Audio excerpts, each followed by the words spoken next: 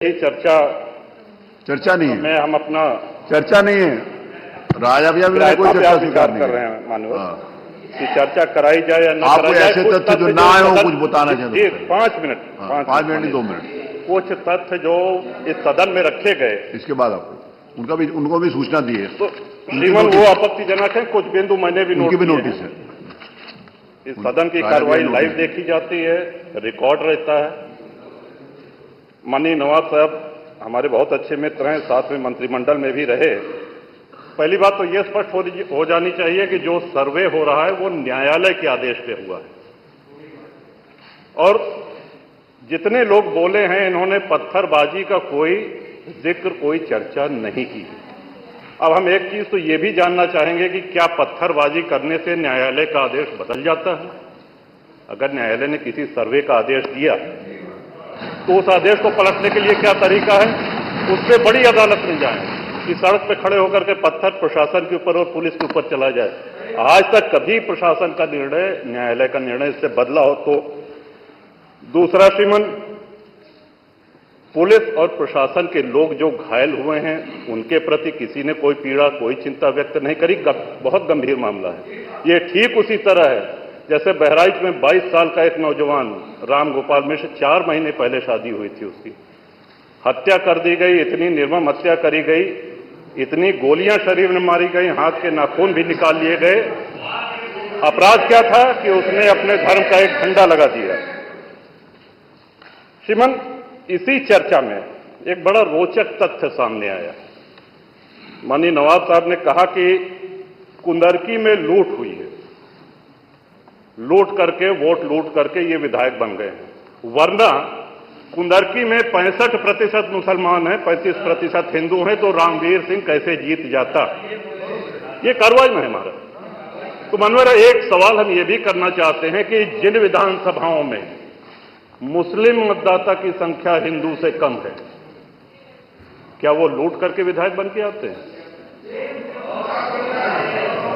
या क्या हिंदू बाहुल्य जो विधानसभाएं हैं वो मुसलमान को वोट नहीं देती? इस हिसाब से तो यही लगता है कि सबसे बड़ा आश्चर्य धरती का यही हो गया कि जब 65% मुस्लिम है तो हिंदू कैसे जीत गया?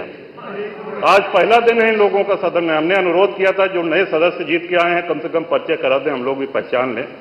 हमारा कोई परिचय नहीं है रामवीर जी से, लेकिन वो निर्वाचित सदस्य हो चुके हैं, इस सदन के सम्मानित सदस्य हैं। उनका इस तरह से अपमान करना, उनको लुटेरा कहना, ये तो आपत्तिजनक है। और सर्वे हम बोल रहे तो आप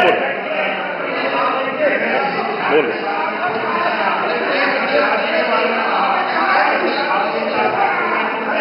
माननीय अध्यक्ष जी, 2 मिनट में अपनी बात समाप्त कर रहा हूं। 2 मिनट में अपनी बात समाप्त कर रहा हूं।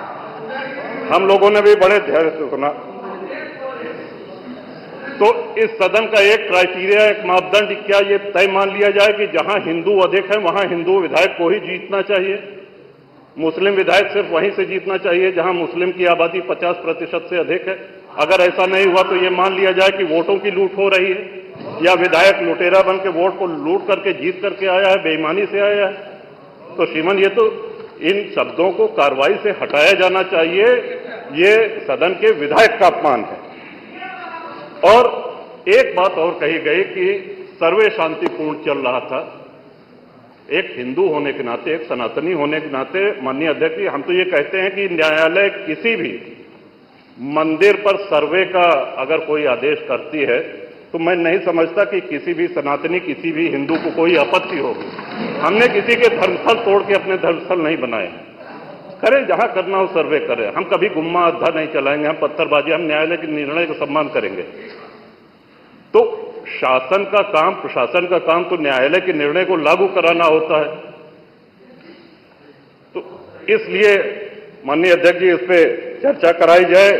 चर्चा में भाग लेने की इच्छा इधर भी है, इधर भी है, बहुत से लोगों की है, और चर्चा कराई जाएगी तो बहुत सी सच्चाइयां सामने आएंगी। बहुत बहुत